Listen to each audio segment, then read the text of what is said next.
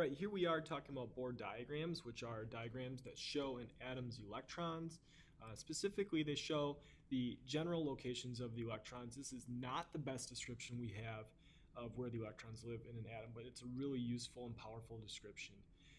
This is also a really good way to show how an ion forms, because we're talking about the valence electrons, and it's really easy to visualize the valence electrons of an atom. It shows the electrons' energy levels, which we're going to be able to springboard upon for when we do full-blown electron configurations. And finally, it shows the number of protons and neutrons inside the nucleus. You want to start by setting up your periodic table. And to do that, we're going to start by moving helium from the right side over to the left side. It's going to sit right adjacent to hydrogen. Electronically, it makes more sense to put helium here. As far as properties go, though, it doesn't make quite as much sense. And then you're going to want to label, starting at hydrogen, label 1 through 7. When you get next to scandium, element 21, you want to start with a 3, 4, 5, 6. When you're next to boron, 2 through 6, and finally down at the bottom of your periodic table next to the lanthanide and actinide series, label it 4 and 5. These are the energy levels of the atoms in that specific region. So all these atoms would be energy level 3 electrons. When we draw Bohr diagrams, you want to start by determining the protons, neutrons, and electrons of that atom from the provided nuclear symbol. Then we're going to draw our nucleus, including the protons and neutrons. Draw a first arc on the outside of that nucleus to show the first energy level, label it energy level 1. Then we're going to work our way, starting at the top left of the periodic table, hydrogen square. We're going to count the number of squares in each energy level, which are the numbers we just labeled on the left-hand side of the periodic table.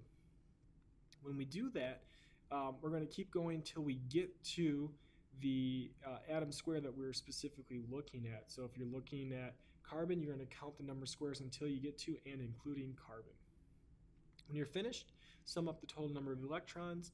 The number of electrons in your picture should match those that you figured out when you did P&E to start this process. So an example of how this looks, I have two examples.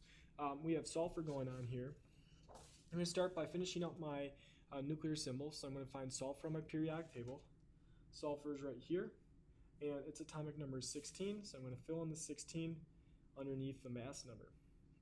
Then I can do my P&E. So since sulfur's atomic number is 16, I can fill that in. 34 minus 16, 18 neutrons. And then finally the electrons, since there's no ion charge, 16 minus 0, there are 16 electrons. The first step, that was the first step. Then we want to draw our nucleus for our actual Bohr diagram.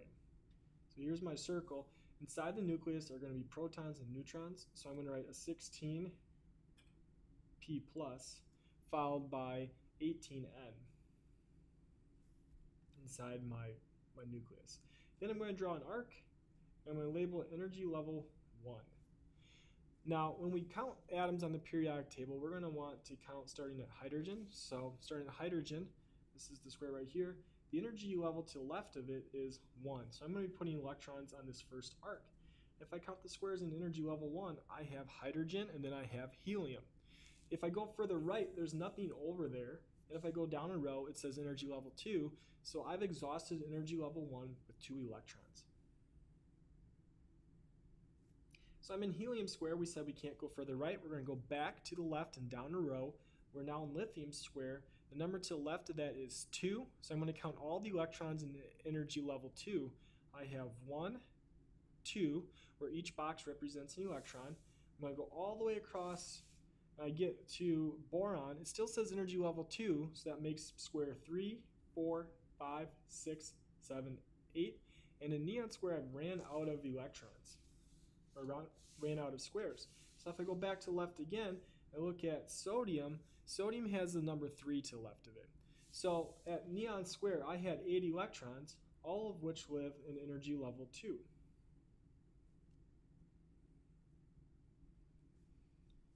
So in neon square, I'm in energy level 2. If I go back into the left, I'm in sodium square. I'm in energy level 3. So I'm going to count squares again. I'm just going to go left to right, straight across. So sodium is 1, 2, cross the road. I get to aluminum, 3, 4, 5, 6. So that was energy level 3.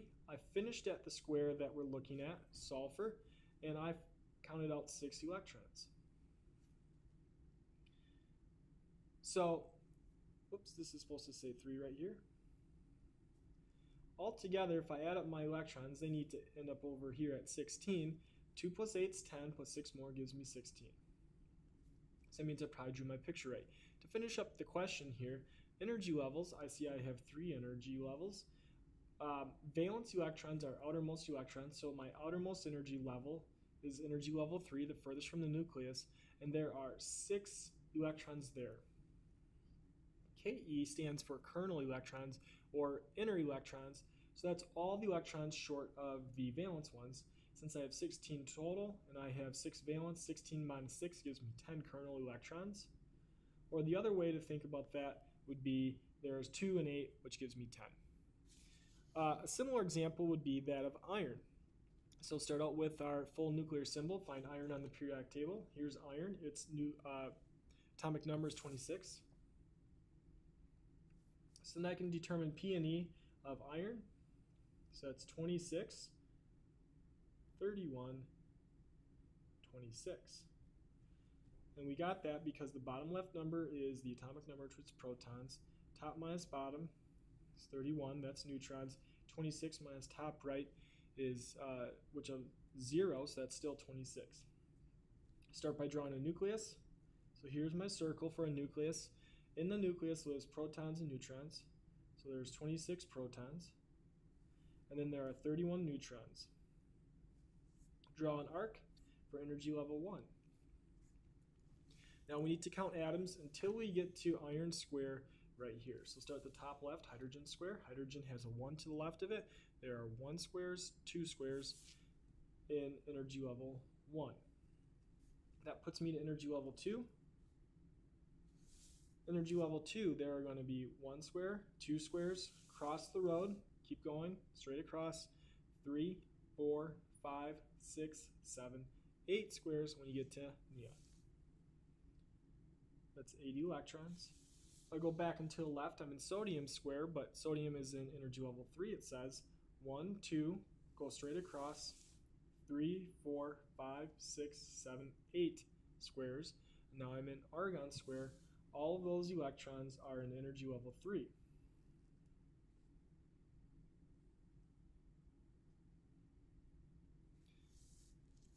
In argon square, I can't go any further right, so back and to the left. I'm in potassium square, it says energy level 4, 1, 2.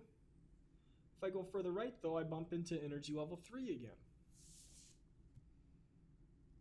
So energy level 4 is going to have 2 electrons, but if I go any further right, it says I'm in energy level 3.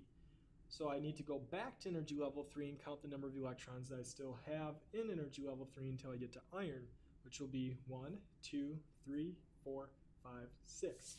So I already had 8. I'm going to add 6 more, and then what I like to do is I like to do my total of 14 electrons. I'd like you to do the same when you're doing your work. So now if I sum up all of my electrons in my picture, I have 2 and 8, which makes 10, plus 14 makes 24, plus 2 more gives me 26 electrons. This matches the number that I predicted. As far as energy levels go, I have 4 energy levels as seen by my arcs. Valence electrons, don't forget, are the outermost electrons. So I have 2 valence electrons. And then for our kernel electrons, those are all the inner electrons. In other words, 26 minus my 2 valence gives me 24. Or of course, as we said before, you can add up all of the inner energy level electrons, and that should be your kernel electrons. So after watching this video, you should understand how to draw a Bohr diagram. I sure hope you do. And let me know how this looks.